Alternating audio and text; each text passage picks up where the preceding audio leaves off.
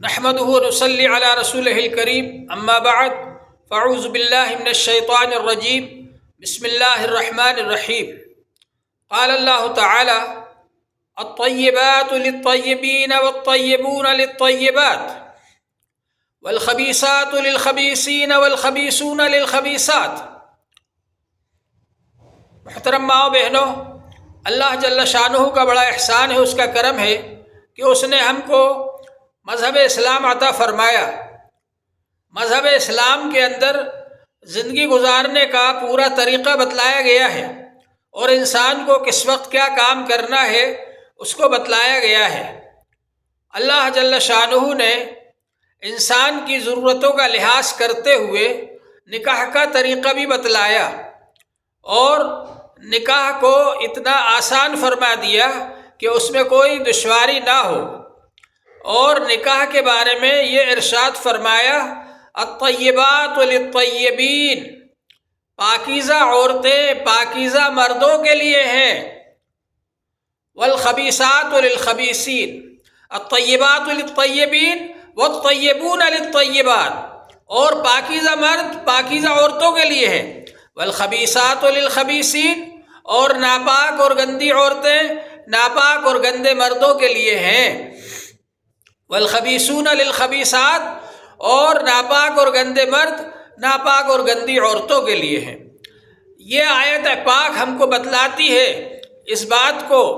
کہ ہم کو پاکیزہ رہنا چاہیے، اور پاکیزہ رہنے کے لیے ضروری ہے کہ مرد ریزرو رہے اپنی بیوی کے لیے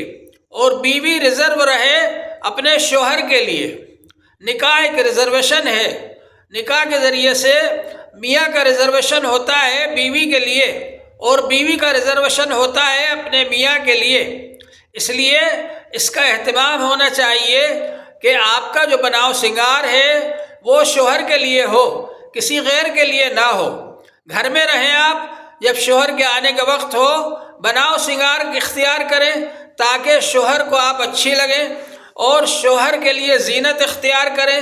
تاکہ شوہر کا دل ادھر ادھر نہ جائے اور وہ صرف آپ کی طرف ہی توجہ رکھے۔ اسی طرح سے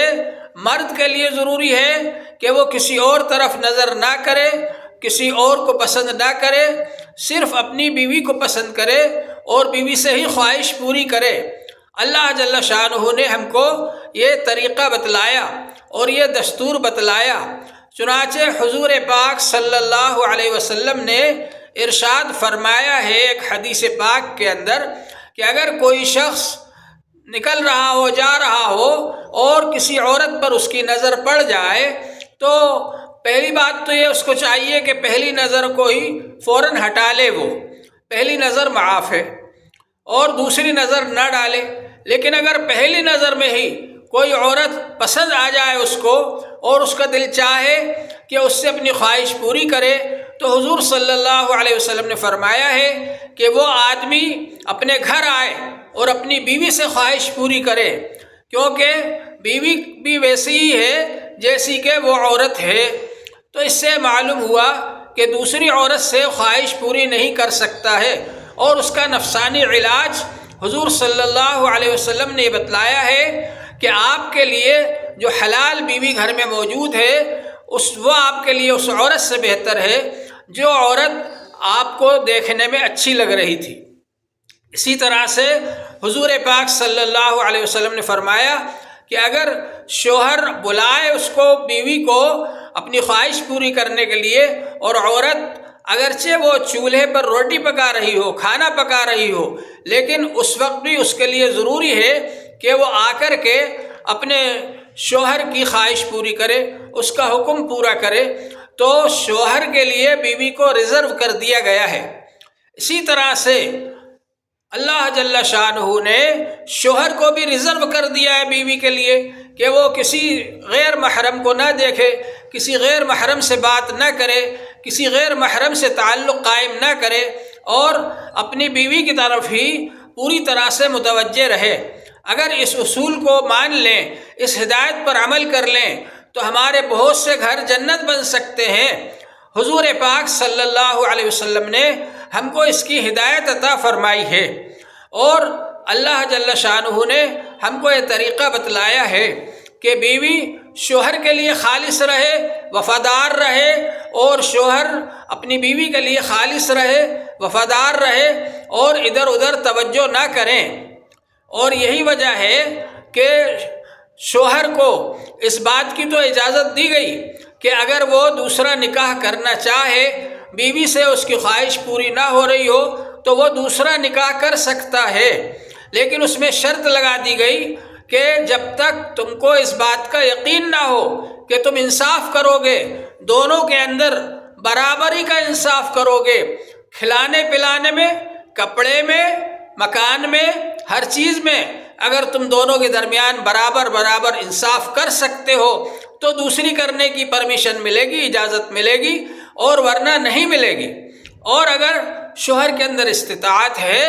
تو اس کے لیے گنجائش دی گئی کہ وہ 4 بیویوں تک سے نکاح کر سکتا ہے، لیکن 4 سے زیادہ سے نکاح نہیں کر سکتا۔ حضور پاک صلی اللہ علیہ وسلم کے زمانے میں لوگ 4 سے زیادہ عورتوں سے بھی نکاح کر لیا کرتے تھے اور پھر ان کا حق ادا نہیں کرتے تھے، اس لیے ان کو محدود کر دیا گیا 4 کے اندر کہ 4 سے زیادہ کا حق ادا نہیں کر پاؤ گے آپ، لہذا 4 سے زیادہ سے نکاح کرنے کی گنجائش نہیں ہے۔ جو لوگ فرینڈ بازی کے ذریعے 4 سے زیادہ عورتوں سے تعلق رکھتے ہیں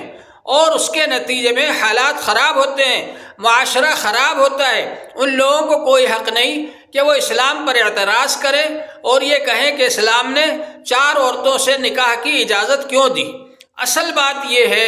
کہ اللہ جل شانہ نے پردہ بھی اس لیے فرض فرمایا تاکہ نسب ثابت رہے اور نسب کی حفاظت ہو، اور نکاح بھی اسی لیے جاری فرمایا تاکہ اس کے ذریعے بچے کا نسب باپ سے ثابت ہو۔ اللہ تعالیٰ یہ چاہتے ہیں کہ آئندہ نسل باقی رہے، انسان کی نسل چلتی رہے، تو اللہ جل شانہ نے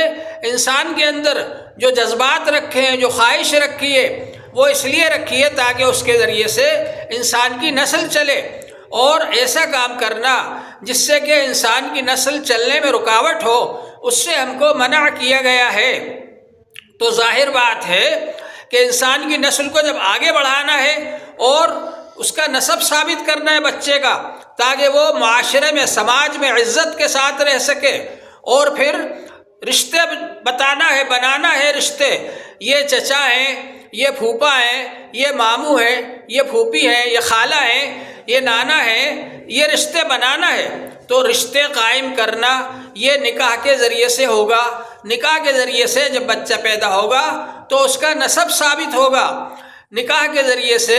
جب بچہ پیدا ہوگا اس سے رشتے قائم ہوں گے، نکاح کے ذریعے سے جب بچہ پیدا ہوگا تو اس کے ذریعے سے خاندان تشکیل پائے گا، پورا خاندان بنے گا، اور خاندان سے سماج بنے گا، معاشرہ بنے گا۔ اس لیے ضروری ہے کہ نکاح کے ذریعے ہی بچوں کی پیدائش ہو، اور نکاح بھی ایسا ہو کہ وہ اللہ تبارک و تعالیٰ نے جس طریقے پر بتایا ہے اس طریقے پر نکاح ہو۔ نبی صلی اللہ علیہ وسلم کے آنے سے پہلے لوگ اس کو بھی نکاح کہتے تھے کہ ایک ایک عورت کئی مردوں سے تعلق قائم کر لیتی تھی، اور پھر جو بچہ پیدا ہوتا تھا اس کا نسب ثابت کرنے میں بڑی پریشانی ہوتی تھی، اور عورت جس کا کہہ دیتی تھی کہ بچہ اس کا ہے، اس کا ماننا پڑتا تھا لوگوں کو کہ ہاں وہ بچہ اسی کا ہے۔ لیکن اسلام نے نسب کو ثابت کرنے کے لیے یہ ضروری قرار دیا کہ آدمی کو 4 عورتوں تک سے نکاح کرنے کی گنجائش ہے، اس لیے کہ 4 عورتوں سے جو بچے پیدا ہوں گے وہ تو اسی مرد کے کہلائیں گے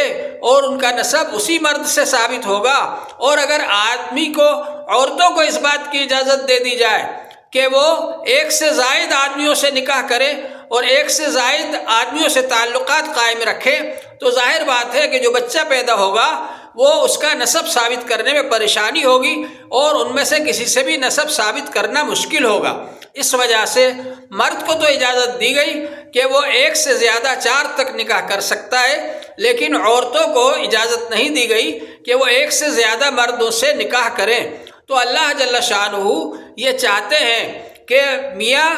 وہ ریزرو رہیں اپنی بیوی کے لیے، جب بھی بیوی کو تقاضا ہو تو فوراً وہ اس کی خواہش کو پورا کریں، اور اسی طرح سے